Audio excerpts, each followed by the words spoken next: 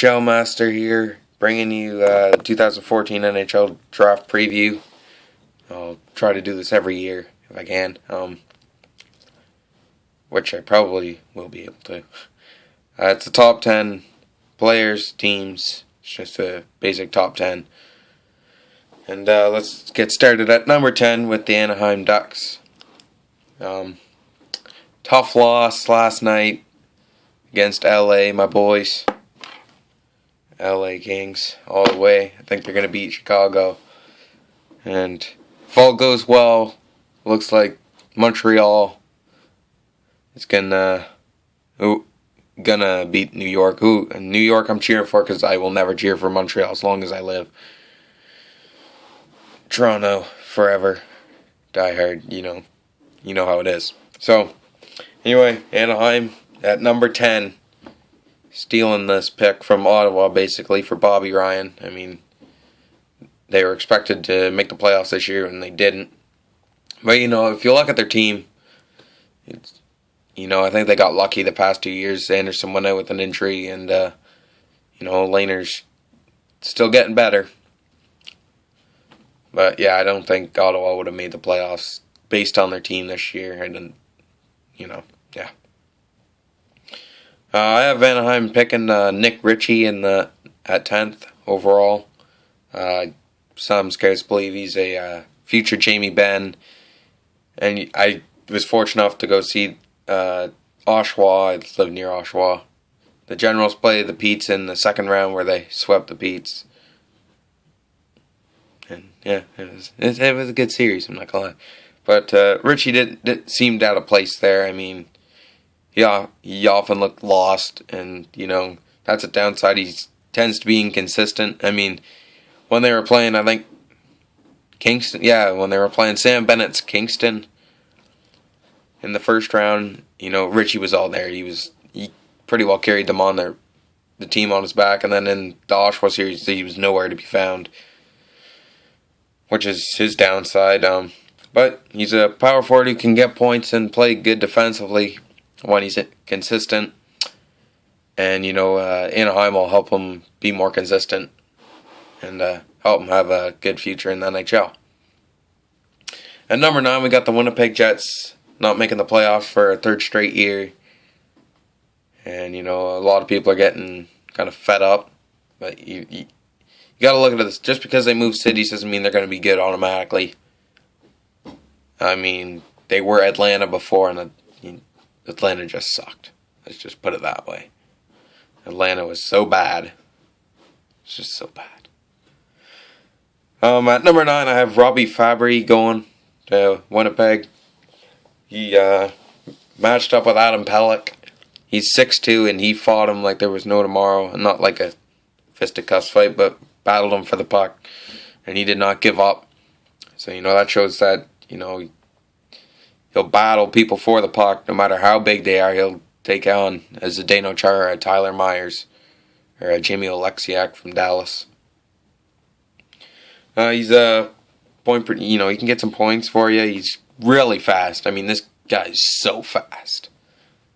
And with speed, you got to have great hands, which he has. Whatever it is in the NHL today, he has it. He's got the ingredients to make a good NHL player. Second line, for sure. Not next year, of course. Think he'll be playing in St. John's as their farm team. I don't know.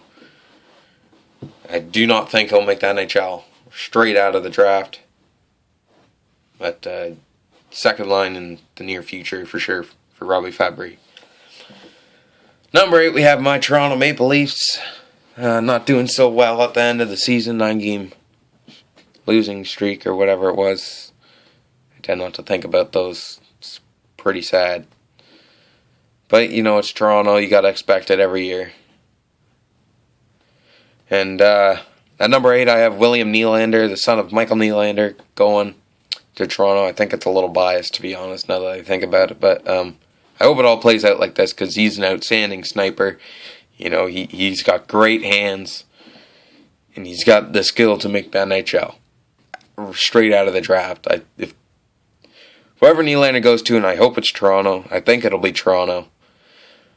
He'll make it right out of the draft. And, defensively he's not that good, so I don't think he'll be put in defensive situations where you're down a goal and, there's 5 minutes left and you got to score. I don't think he'll be put out as much then. He might get a 30-second shift, maybe minute 20 in ice time in that 5 minutes. But if you're up 5-3 or 5-2, then he'll log a lot of minutes and probably make the score 6 or 7. So, yeah, that's good old Willie Nylander. At number 7, we got the Carolina Hurricanes. I thought they would have made the playoffs this year, but Ward went out with an injury, and they don't really have a good backup goalie. But with the players on that team, you can't go wrong. I think next year, if all goes well and Ward plays just like he did in, 2006, when they went to the Cup final with Edmonton and they won. If Ward plays like that next year, I think, second round for sure for Carolina. What a team they got there. And at number 7, I have Brendan Perlini from the Niagara Ice Dogs. And some people think that that's a little high. He's ranked number 7 in that for ISS. And I'm looking at the THN magazine here. He's ranked 12th there. But, I really agree with ISS. I think what they do is they take all the scout reports and then just average them out and then try to see where he'd fit. But yeah, I got him at number 7 too. He's a clutch goal scorer, which Carolina needs. I was looking today and I saw more than half of their losses were 1-goal deficits. So, with a clutch goal scorer in Perlini, he could tie the game and hopefully win it in overtime. For them, he carried that. I thought Niagara wasn't going to make the playoffs this year. Shout out to my buddy Johnny Cornell. He plays for Niagara. Good luck to you next year. And, but yeah, he carried Niagara all the way to the playoffs. What a guy. You can't go wrong with Perlini on Carolina. At number 6, we got the good old Vancouver Canucks. Not making the playoffs, firing Torts from his 4 or 5 year contract after 1 year. And being near the Oshawa area, I got to see the Generals a lot this year, especially in the playoffs against who did lose to in the third, Brampton. I went to 2 games there and it was pretty sad, but a really underrated player in Michael Dalcol. ISS has him going 3rd overall. I don't think he's going there. 5 maybe. But I have him going 6 with the Vancouver Canucks. He really got Oshawa going this year. Their goalie, Daniel Ocheller, who is a Carolina draft pick, he, saved him too. That whole team works as a unit, and, Dalcol's one of their front guys. He's an unbelievable player. 95 points this year.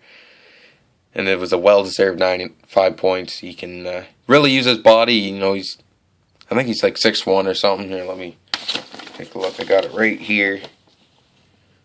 6'2". And, that's a pretty big frame for a playmaker kind of guy, two-way forward.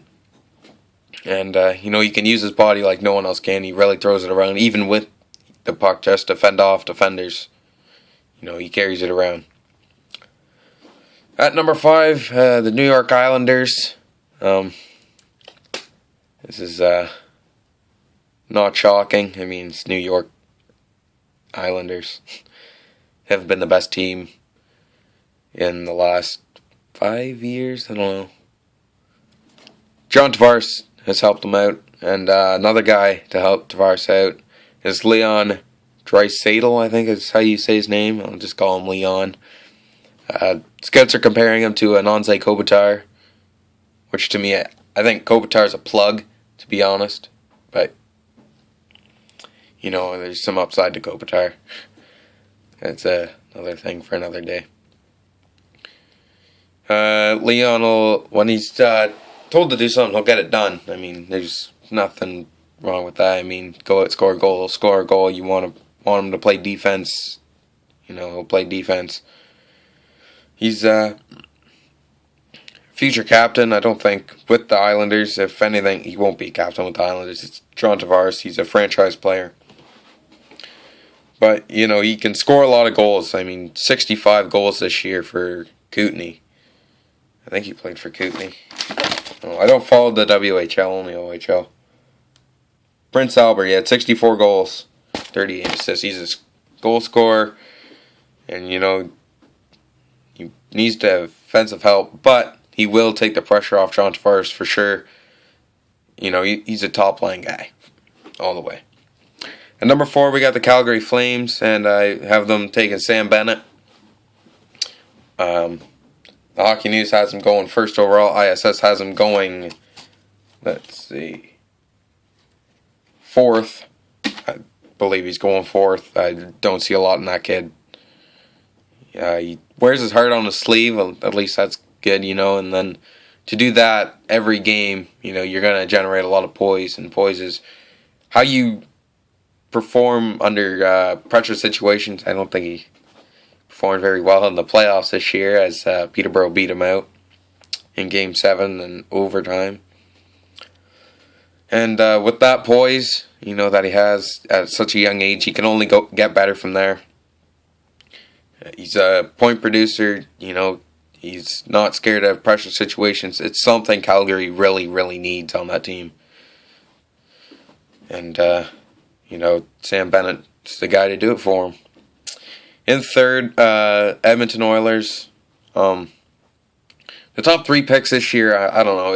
It's either Bennett, Ekblad, or Reinhart. That's what all the scouts are saying.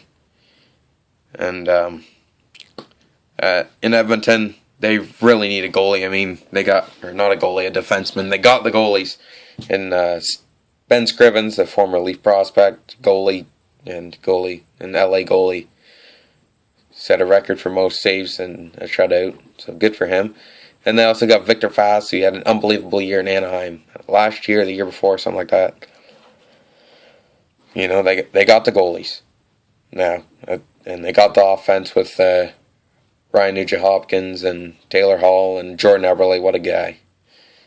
Jordan Eberle. Jesus. Shouldn't have went in the second round. Should have went probably top 6. But, yeah.